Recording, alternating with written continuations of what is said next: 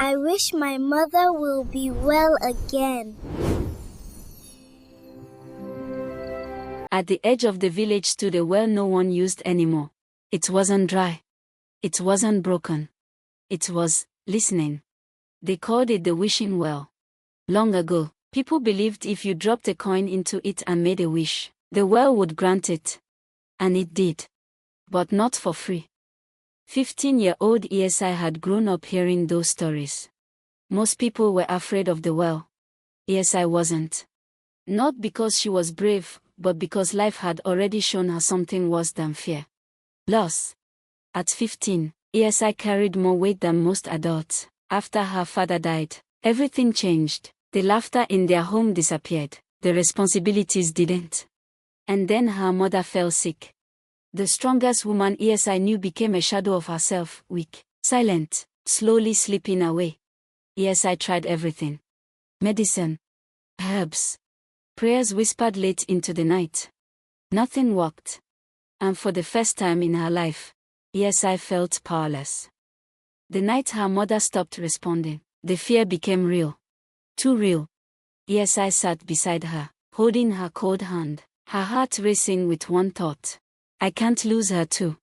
That was the moment she made her decision. The path to the well was dark and quiet. Even the wind seemed to avoid it. Iyesai stood before it, her chest rising and falling. Up close, it felt different. Alive. Watching. Waiting.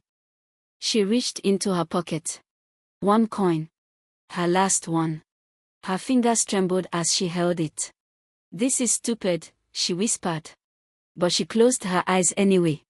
I wish my mother would be healthy again. And she dropped it. Clink. The sound echoed deeper than it should have. Then, silence. A long, heavy silence. Before something answered. Granted. Iyesai's eyes snapped open. The well was still. But the air had changed. She ran home. And there, sitting up in bed, was her mother. Alive. Smiling. Strong.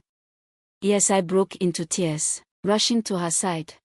You're okay, you're really okay. Her mother touched her gently. Yes, my child. But her hands were cold. Too cold. Days passed. Her mother walked again, cooked again, even laughed.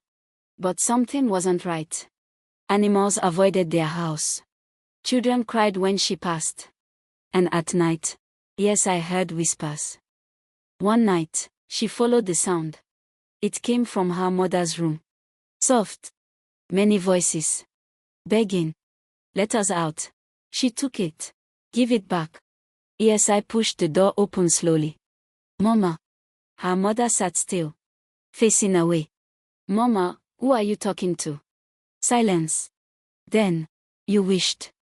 Her mother's head turned slowly. Too slowly. Eyes darker than before. Smile wider than it should be. Iyesai stepped back, her voice shaking. That's not my mother. The thing smiled. No. It stood. Moved closer. We gave you what you wanted, it said softly, a healthy body. Iyesai's heart pounded. Where is she? The smile widened. In the well. Iyesai ran. Back to the well. Falling to her knees. Give her back, she cried. Take me instead. The well stirred. A ripple in the darkness. Another wish. Iyesai hesitated. Just for a second. Then, yes. Granted. The ground beneath her opened. Darkness wrapped around her. Pulling her in. Her scream disappeared into the deep. The next morning, the villagers saw Iyesai's mother walking through the village. Normal. Alive. Alone. And at the edge of the village, the well stood quietly. Listen. If you leaned close enough, you would hear two voices now. One crying. One begging. Please, don't make a wish. For weeks, the village was quiet. Too quiet. Iyesai's mother lived again, strong, healthy, oh. But she was never the same. She stopped laughing. Stopped singing. And every evening, she would sit facing the direction of the well. Watching. Waiting. Then one night, The wind changed. Dogs began to bark. Children woke from sleep crying. And from the edge of the village, a voice was heard. Soft. Familiar. More. Iyesai's mother froze. The voice came again. More. I'm here. She ran. Barefoot. Heart pounding. Straight to the well. And there, standing beside it, was Iyesai. Her clothes were the same as that night. Her face, almost the same. But her eyes, too deep, too knowing. Iyesai, her mother whispered. Iyesai smiled. Slowly. I told you I'd come back.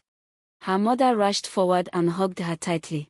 You're alive, you're really alive. Iyesai didn't hug her back immediately. Then, slowly, her arms lifted and held her. I missed you, Iyesai said. But her voice echoed slightly, like two voices speaking at once. They returned home together.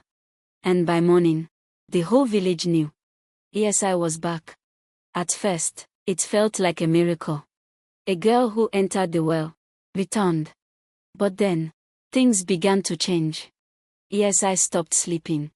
She would sit awake at night, staring, sometimes smiling, sometimes whispering. One evening, her mother heard it clearly. Not one voice. Many. Coming from Iyesai. Let us out.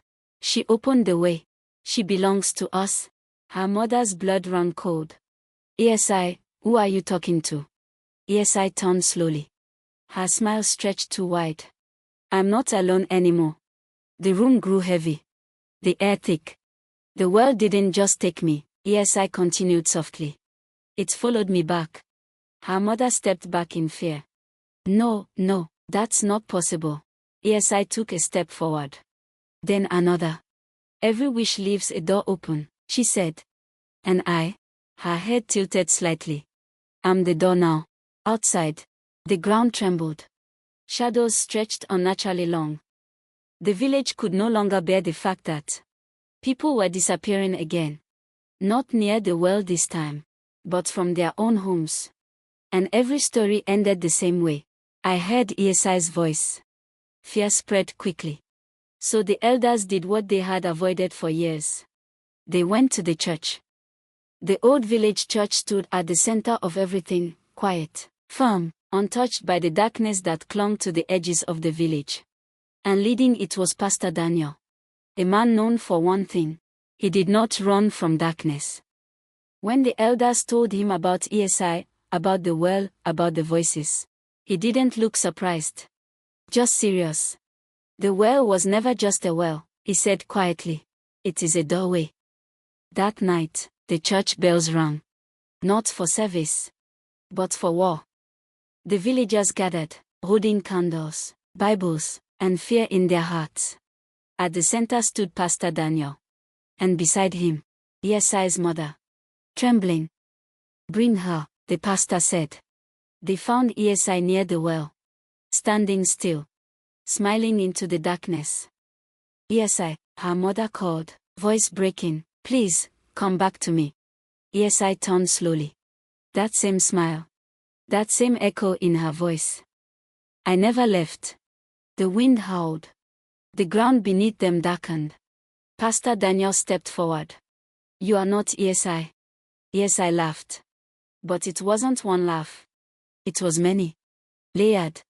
Distorted. She opened the door. The voices spoke through her. She belongs to us. The pastor raised his hand. No, she made a mistake. His voice grew stronger. But she is not yours to keep. The air tightened. The shadows around Iyesai began to move. Reaching. Stretching. Alive. Pray, the pastor shouted. The villagers began to pray aloud.